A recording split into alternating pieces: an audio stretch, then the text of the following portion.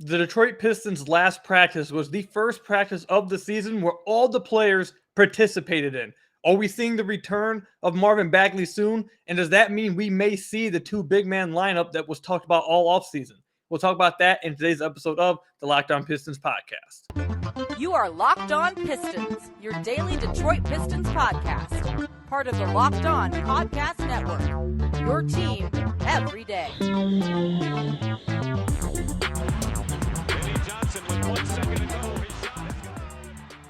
What's the deal? Welcome back to another episode of the Locked On Pistons podcast. Per usual, I am your host, Kuka Hill. You can find me over on Twitter at Kuka Hill. I want to thank you guys for making Locked On Pistons your first listen of every single day. We are free and available on all your podcast platforms. Make sure you guys are heading over to the YouTube channel at Locked On Pistons, hitting that subscribe button, or leaving us a 5-star review on whatever podcast platform you are listening to this on. And today's episode is brought to you by PrizePicks. First-time users can receive a 100% instant deposit match up to $100 with promo code LOCKEDON. That's PrizePicks.com. Make sure you use promo code LOCKEDON. So the Pistons have been missing quite a few players from their team. Now, I said this it might have been like last week on the podcast. When these players return, and the players I'm talking about of Alec Burks and Marvin Bagley and even Jalen Duren, who missed like the last few games because of that ankle sprain. When these players return, I don't think anyone should be expecting some major jump in the win column. I still think they'll probably be losing a ton of games, but the hope is that they are much more competitive than they have been, and the bench for sure is a lot more competitive. Now, there's a bunch of different ways you can go with the possible return of Alec Burks and Marvin Bagley, but where I want to talk about is the two big man lineup. Now, for tonight's game against the Oklahoma City Thunder, Marvin Bagley and Alec Burks are both listed as out still. They're not ready to play yet. I think you'd probably if I had to take a guess, I'd take a guess of probably like a week and a half away from one of them at least returning, maybe 2 weeks. But that's coming soon. They're practicing, somewhat practicing. But I want to talk about the big man, the big man lineup that we could be seeing when Marvin Bagley returns. And that is, I think you'll see Isaiah Stewart and Marvin Bagley start games. I think there's a chance you may see down the line at some point this season, maybe Jalen Duren and Isaiah Stewart, possibly that lineup. But I think 100% once Marvin Bagley gets healthy, you are going to see two bigs in the starting lineup. And I know the question that will be thrown back at me is, okay, could we understand that, but why? And who is going to be sitting then? That means either Saddiq or Bojan's going to be sitting down. Do you really want to do that? And I think the answer is unequivocally yes. I think you've seen through the first 10 games, which we are going to look at the last 10 games in the last segment of today. We're going to look at the last 10 games and look at the next 10 games. Not that we're 10 games through the season, but through the first 10 games of the season, it's quite clear to me, that the Pistons cannot. Now, actually, you know what? Let me say this. They're not trying to win many games this year. They're not trying to win a championship, make the playoffs or anything. Maybe push for the play-in was like their best case scenario. I've said this for the longest, but they weren't trying to win many games this year. They're not trying to go out there and go crazy. So the fact that they're not very good defensively with this duo out there and it's making them lose games isn't the problem. It's the fact it's despite the fact that you're not out there winning a ton of games, that doesn't mean you want to be out there throwing games. You want to be out there giving it the best you can. And starting Saddiq Bey and Bojan Bogdanovic next to each other, if you're trying the best you can to put the best product on the floor each night, that can't be something you continue to do. It can't be. First of all, the duo is probably the worst defensive wing pairing in the entire NBA. Like by far.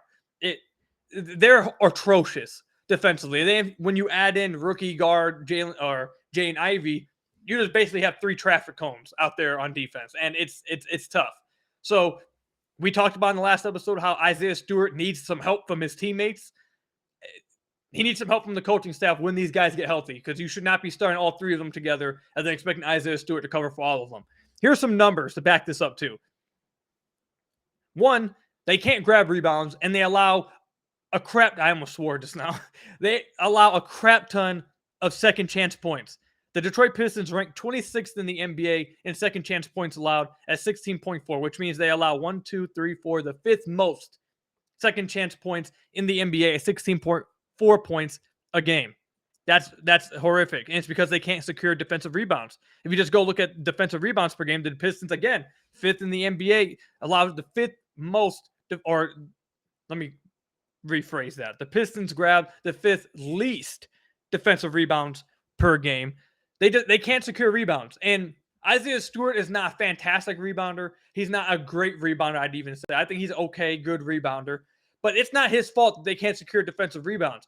If they're playing switch scheme and he's going out there in the perimeter when they run a pick and roll, now he's away from the basket, and now you have to rely on Saddiq, Bojan, Jaden Ivey to get defensive rebounds, Kay Cunningham getting defensive rebounds, and it's not happening. Saddiq Bey and Bojan can barely get off the ground, and they're barely attentive enough defensively to box out and hustle for a defensive rebound. It's putting Isaiah Stewart in a position that he can't possibly win at. So they can't grab defensive rebounds, and in the result, they're giving up a lot of second chance points. And that is, by far, I think you immediately track that to the fact that they're starting those two guys together. Their tallest guy on the floor is 6'8" Isaiah Stewart. That's not going to work. It just isn't going to happen. If you're trying to put the best product on the floor, that's just not going to happen, bro. It's not going to work. Especially when the guy you're starting next to him is terrible defensively and really could care less about getting on the boards. That lineup can't keep happening. That's the first 2 points. This is the next one. And I think you guys might even be, actually, maybe you guys shouldn't be shocked by this. However, the Detroit Pistons are the worst defensive team in the entire NBA. The worst defensive team in the entire NBA. They have a defensive rating so far this year of 118.1. That's 1.1 points worse than the next closest person or the next closest team. If you want to even harp even further on that, they have the worst net rating in the NBA by 2 whole points through 10 games. That's horrific. Their defense is terrible. And again, it goes back to the fact you cannot start Saddiq Bey and Bojan Bogdanovic, who may be the 2 worst defenders. Actually, I'm never going to say may. They probably are the 2 worst defenders in your rotation, next to Jaden Ivey. Jaden Ivey, he's a rookie, though, so you kind of expect it. But in your rotation, they're probably the 2 worst defenders playing in your rotation right now. And you're starting them right next to each other. You can't grab boards. You can't stop second chance points. And you're fouling a ton. You can't do it. It's not going to work. It's just not going to work. So when Marvin Bagley gets back, I think you 100%, you are going to see him starting. Either him starting or Jalen Duren starting. Because the only reason why they can't do it now, because Nerlens Noel, we've seen him play a few minutes now. I've already seen way too many jumpers from Nerlens Noel. I don't think he's taken this many jumpers his whole career. I've seen him take 4 or 5 jumpers from mid-range. I don't know what the hell is going on. Who gave him that green light? But that can't keep happening. He doesn't look like he's ready to play. He may just be washed. Or let me not say washed. Let me take that back. He's been out for a while, and he clearly isn't ready to play, I feel like. If he is ever going to be ready, it's not right now. So you can't start both Duren and Stewart together because then you won't have really a successful big man backing up. So you have to stagger them 2 together most of the time. Once Marvin Bagley gets back, though, you're going to see it. And I think it's by far you're going to see them two starting. Whether it's Marvin Bagley and Stu, Duren and Stu, you're definitely not going to see Bagley and Duren. It's Stu staying in the lineup. It's just a matter of who's the other big guy next to him. And I'm looking forward to that. I'm really looking forward to it. I think they need to figure out soon too who is going to be the wing that they sit. Is it going to be Bojan and Saddiq?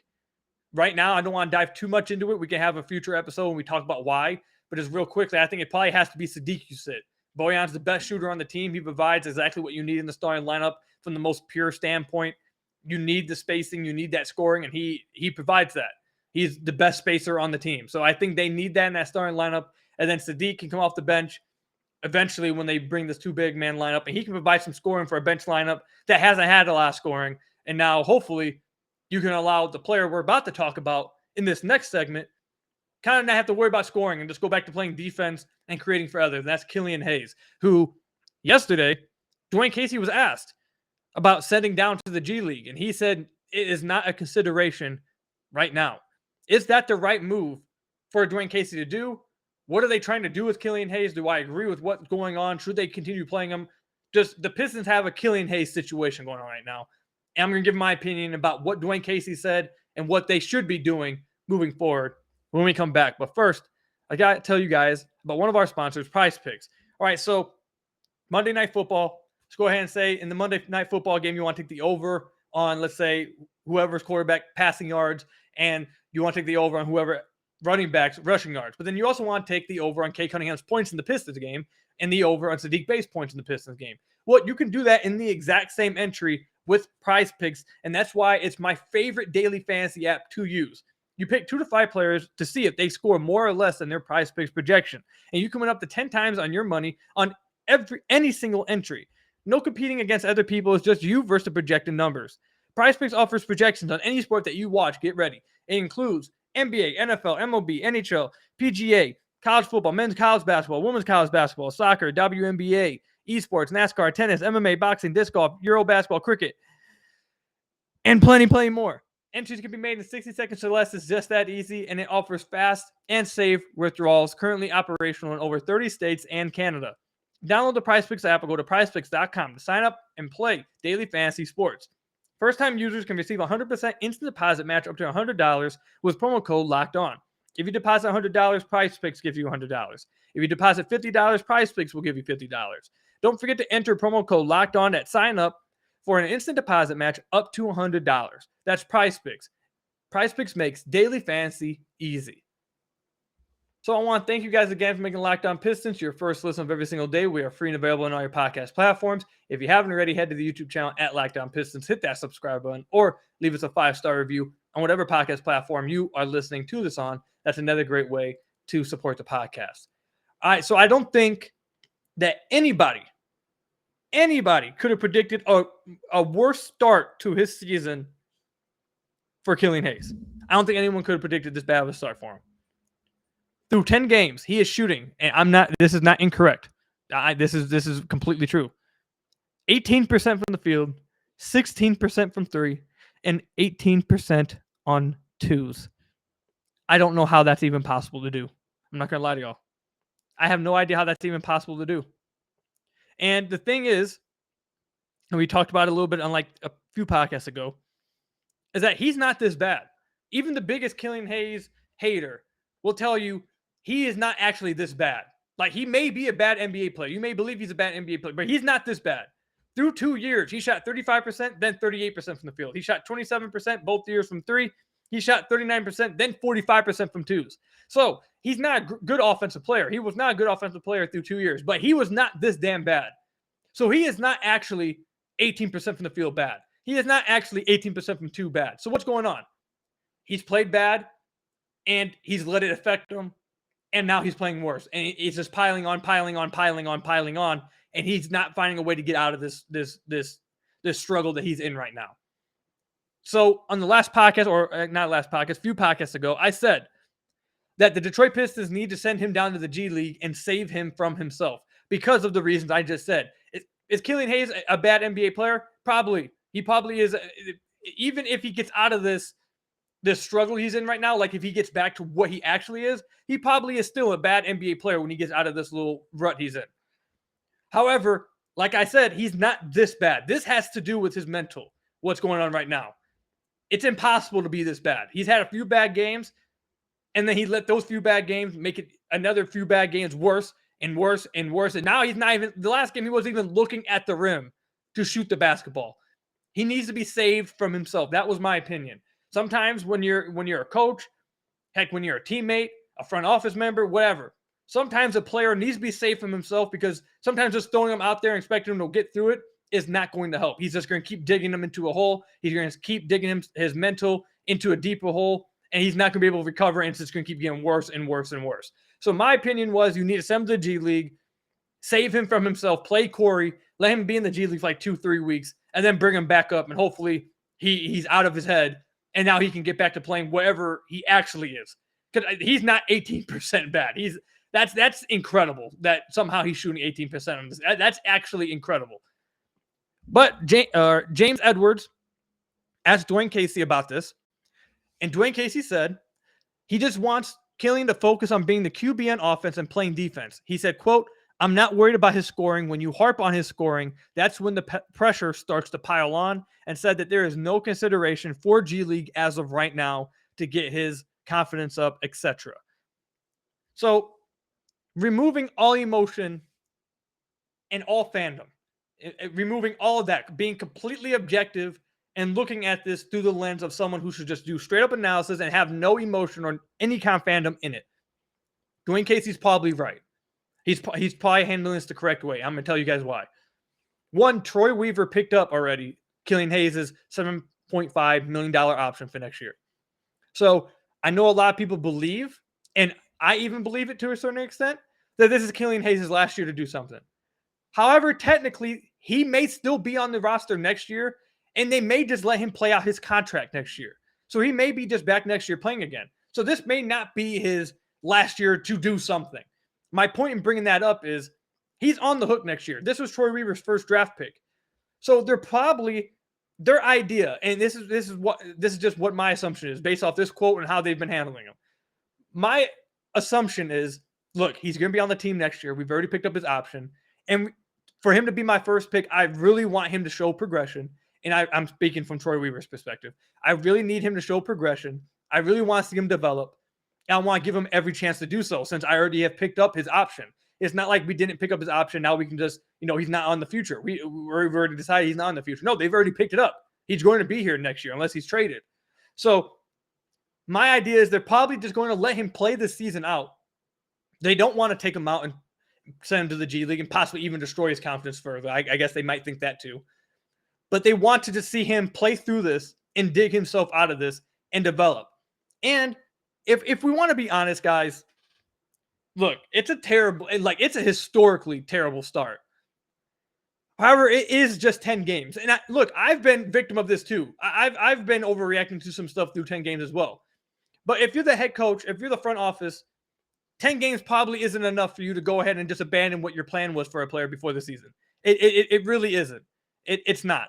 And Dwayne Casey said before he waits 20 games to try and make any real changes to the rotations or player expectations, etc. He said that before himself. So not only do I think they probably look at it as too early to try to really change anything or drastically, change what their plans were for a player this season, but since his option's been picked up, and again, this is Troy Weaver's guy, they want him to just have whatever opportunity to play this year and whatever opportunity to get himself and fight through this himself and show development throughout the year. And they believe 10 games is just too early to think that he can't do that. So that probably is the right way to go about it. Now, my only counter to that, I can understand all of that. Listen, I get all of it. It makes sense. If you're looking at it without the idea of a fan who wants to see fun every night, you want to see the best product every night, you want to win every night, you want to see the team make the playoffs. Like, if you remove all that stuff out, you just look at it from a straight objective point of view, I can understand that. But my only counter to that idea and what seems like is their plan for Killian, my only counter is, I think at a certain point, like I said, you have to save a player from himself. And I think I have serious questions right now that just letting him play this out and letting him try to get himself out of this may not be the right thing to do. We've saw him, it's been 10 games, but the first game we saw him shoot 1 of 9, and I came on the podcast and said, look, he's going to miss shots, but as long as he plays with this kind of aggressiveness and gets these kind of shots when he's driving to the rim, looking for his own shot and creating shots, as long as he's doing that, you'll get more consistent nights of good nights. You got to go through the bad nights. I said that. Ever since then, we've seen his shots per game go down. And not only have we seen his shots per game go down, we have now seen him as recently as last game, not even looking at the rim. There was 2 occasions. One on a fast break when he was given the ball by Cade and could have just went up strong at the rim and tried to lay up. He didn't even look at the rim. He passed it and turned it over. And then there was another instance 2 games ago where he stole the ball and had a one-on-one in fast break and pulled it out. And it resulted in a Hami mid-range pull-up. That shows me that he's not getting better and trying to find his way out. Not only is he getting worse, not only is he playing worse, he's losing it up here. Up here, it's completely gone. He went from being aggressive, shooting shots and missing, who cares, to now I'm not even looking at the basket. So now my only counter to that would be you have to save him, because I don't think just having him go out there and try to play through it is helping him. I think it's actually destroying him even more. And if you're looking at it as, look, he's going to be on the team next year anyways, we want to see him develop. He's my guy. I drafted him first. I really believe in him. I want to see him work out. If you're looking at it from that perspective as Troy Weaver, I think you have to seriously consider the fact that continuing to throw him out there with him having this kind of mentality right now and what's going on with him may not be the best way to go about it. That's my only counter. Now, everything else, I understand it. I get it, and it may be the best way to go about it. Just letting him play. Don't try to bring too much attention to it. Continue to show confidence in him. Continue to play him. Let him know you're not, just keep playing. We're not caring. We don't care. That's fine. You're going to make mistakes. Just keep playing. That may be the best way to go about it. But I don't know. All I know is that they do have a Killian Hayes situation on their hands right now. And whether you believe in Killian or not, he's on the team. Troy Weaver drafted him first. And it's clear since he picked up his option that Troy Weaver believes in him. And he wants him to develop.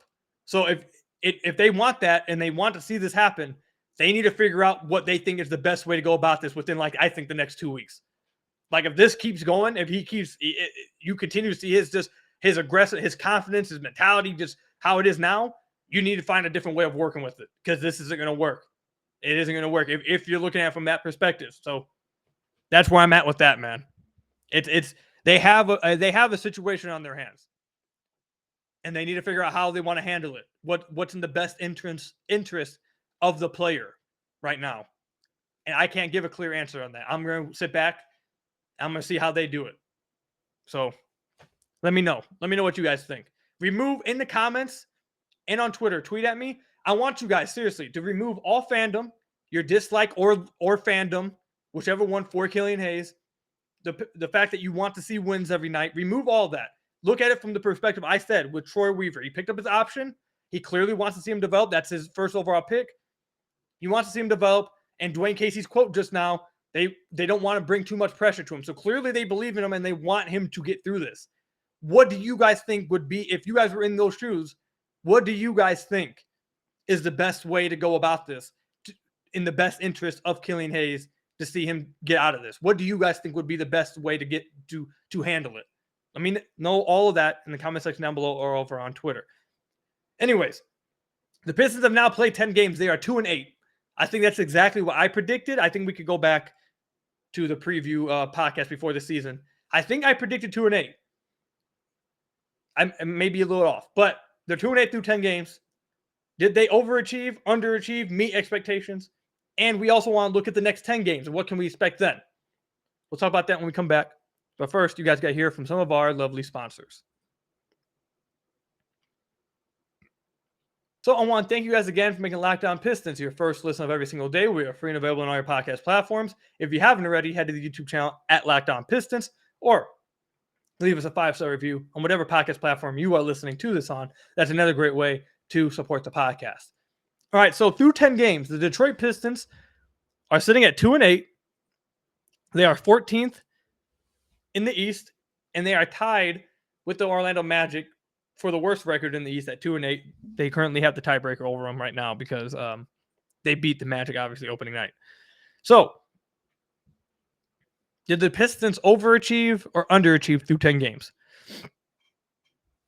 I think I would say overall, they probably met expectations for me. That's probably exactly where I had them. Now, what I will say, the amount of blowouts that they've had and the amount of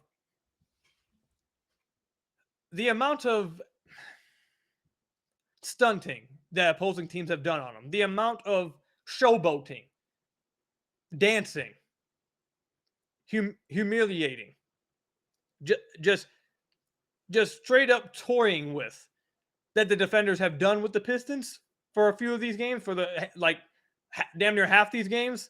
Now that was probably a little bit more than I thought. That happened a little bit too much. Okay, and it sucks to see it happen. And it happened a lot. So that right there was a little shocking. But record-wise, I believe before the season I had them at 2-8 after the first 10 games. So I think they met the expectations I had. And to be honest, they even got a win that I didn't think they would get. They beat the Warriors by 14 points. Now, the Warriors didn't have Clay, but that doesn't matter. The Warriors should have beat the Pistons anyways, and the Pistons won. They won by 14 convincingly. They played a really damn good game. So that's a game before the season I thought they were going to lose. They won that one. The next game against Milwaukee, they played Milwaukee so tough and all the way down to the wire. They should be damn proud of that performance. So that's a really good performance there. That's in a loss. They obviously beat the Magic too. But then outside that, they get destroyed by the Knicks. They let Benedict Mathurin basically dance up and down the floor with them the entire game and let Tyrese Halliburton laugh at them. The Wizards, same thing, 21. The second Hawks game, Trey was laughing at them. They get destroyed by the Bucks. And then the last game against the Cavs, they are playing a Cavs team without Donovan Mitchell and Darius Garland and went out there and got absolutely obliterated by the Cavs. Didn't even reach 90 points. Barely reached 90 points in back-to-back games. So I think it's fair to say they met expectations because of the record, but I can definitely see where some people could say they underperformed because of some of the things I just detailed. So I'll stick with met expectations, but I want to hear from you guys. Do you guys think through 10 games they met those expectations? They did basically what you thought they would do? Do you think they actually underperformed? Or were you a crazy man, thought they would go 0-10 and thought, oh, they overachieved? Let me know that. Comment section down below or over on Twitter. But now let's look at their next 10 games. And that is going to be starting off with the OKC Thunder tonight, which, hey, we were talking about Killian Hayes last segment. Listen, he plays like God against the OKC Thunder. So if there was ever a game to start a comeback, it's tonight. it's tonight against the Thunder because he gets up for the Thunder for some reason. So maybe that happens. But, okay, they start off against the Thunder. Do we think that's a winnable game? Yeah, I think it's a winnable game. They shouldn't get blown out at the very least. That should be a competitive game all the way to the end. If they get blown out, that's terrible. So they got the Thunder. Then they're in Boston. Then they're in New York. Then they play Boston again. Then the Raptors. Then the Clippers. Then the Lakers again, who are kind of finding their steam here with bringing Russ off the bench. Russ actually has looked really good coming off the bench. Worst timing possible for the Pistons. So you're possibly looking at, if they don't beat the Thunder, I think you're then looking at 1, 2, 3, 4, 5, 6 straight losses to the Celtics, to the Knicks, to the Raptors, to the Clippers, and to the Lakers. Then they play the Kings, who aren't great, but I think most people would say the Kings are better than the Pistons. So that's another game they probably won't, they're going to be underdogs in, and they're in Sacramento. Then they play the Denver Nuggets, and they ended off with the Utah Jazz. So there's no easy ones there. There's no like outside the Thunder, I think. I don't think there's any team they're playing that's on like the same level as the Pistons. All these teams are a step above. So looking at how the last 10 games played out, they won a game they weren't supposed to win, and they probably lost a few games that you guys probably thought they could have won. If you take that over to now for the next 10 games, I'll go ahead and say that they probably lose a game they had a chance to win, and they probably win a game they shouldn't have won. I think they can beat the Thunder. So I think the best case scenario I can go with the next 10 games is 3-7. Oh, and real quick, I know I said there's no team really on their level outside the Thunder. I know some of you guys may say the Jazz, but the Jazz are shockingly playing really damn well to start the season. Like, they're actually playing like a damn good team. It's crazy as hell. So unless they trade some of those guys to try continue the tank and make sure they don't win too many games by then, like they're gonna, I think they'll beat the Pistons handily. Like, their team is actually pretty damn good. It's crazy. But I think 3-7 would be the best I think they can do. Like, they can maybe beat the Thunder, I think. Maybe steal one against the Lakers or the Kings. And then maybe beat the Jazz. So that's like the best case scenario I can see. I don't think they're beating the Celtics. I think the Knicks are an awful matchup for them. I think the Knicks are going to obliterate them again. Awful matchup. Same thing with the Raptors. Raptors a terrible matchup. And outside that, I don't know if the win-loss column is going to look much better over the next 10 games, especially with us not knowing when exactly Bagley and Burks are coming back. But yeah, I think that's the best case scenario I can go, 3-7. In the worst case scenario, I can definitely see 1-9 happening. So buckle up. I know the first 10 games have been rough. It's been tough. It's been tough to watch some nights. Trust me. I've wanted to tune out multiple games. It's been tough. I think everyone needs to buckle up, though, for the next 10 games. I don't know if it's going to get much better for the Pistons next 10 games. But let me know in the comment section down below what you guys think over the next 10 games or over on Twitter @KukaHill. I want to thank you guys for making Locked On Pistons your first listen of every single day. We're free and available on all your podcast platforms. Hit that subscribe button to the YouTube channel. My goodness. Give us a 5-star review on whatever podcast platform you're listening to this on. That's all I've got for you guys today. Have fun watching the game tonight. Hopefully they can squeak out a win against the OKC Thunder. SGA, by the way, he's crazy good. He's been damn good this year. So that's going to be a nice matchup to see between him and Cade. Anyways, have fun watching the game tonight. Stay safe, everybody. Thank you for listening. And until next time, go Pistons and peace out.